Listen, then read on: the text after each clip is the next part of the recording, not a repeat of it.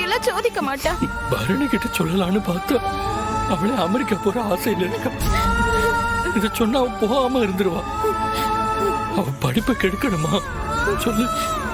அதுவும் சரிதான் மாமா. சிவபால சின்ன பையன், இந்த தகவலை சொன்னாலே அவன் தாங்க மாட்டான். அப்பா கிட்ட சொன்னா வேற வேணையே வேணாம். இதை வச்சு ஒரு பெரிய கலாட்டாவே பண்ணிடுவார் அவர்.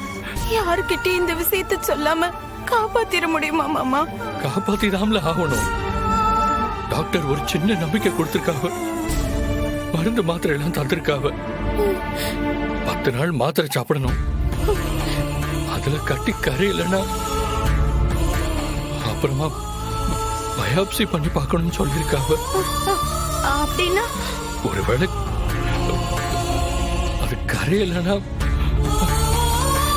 அது புத்து நோய் கட்டியா இருக்குமான்னு டெஸ்ட் பண்ணி பார்க்கணும்னு சொல்லியிருக்காங்க. அம்மாவை கூடவே இருந்து பாத்துக்கடா, அவங்கள சந்தோஷமா பாத்துக்கடான்னு அவங்க என்கிட்ட சொல்லியிருக்காங்க. ஏன்னா கட்டி கரையிலன்னா உடனே ஆபரேஷன் பண்ணணும்னு சொல்லியிருக்காங்க. இல்ல, எங்க அத்தையை நான் விட்டு கொடுக்க மாட்டேன்.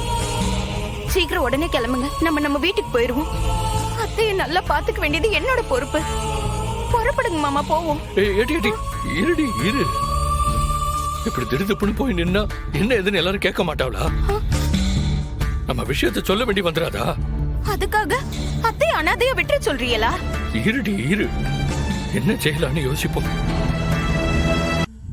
தரு, யாருக்கு தெரிஞ்சாலும் தெரியாட்டியும் அம்மைக்கு இந்த விஷயம் தெரியவே கூடாது. தனக்கு புத்து நோய் தெரிஞ்சிட்டா அம்மா தாங்கவே மாட்டா. அத்தை ரொம்ப பாவம் மாமா, அதுக்கு விஷயம் தெரியவே கூடாது. நாம அந்த வீட்டுக்கு போகணும். அம்மைய பக்கத்துல இருந்து பாத்துக்கணும்.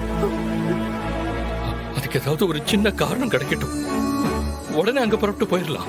நீ என்ன சொல்லுத? என்ன விட்டா நான் இப்பவே ஓடி போய் அத்தை பக்கத்துல இருந்து பாத்துப்பேன் மாமா. அத்தை எனக்கு இன்னொரு அம்மா இல்லையா?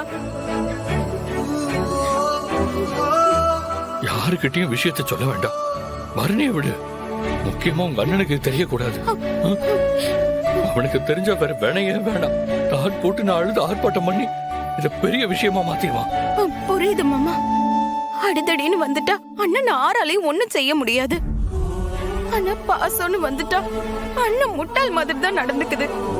நான் அண்ணன் கிட்ட சொல்ல மாட்டேன்.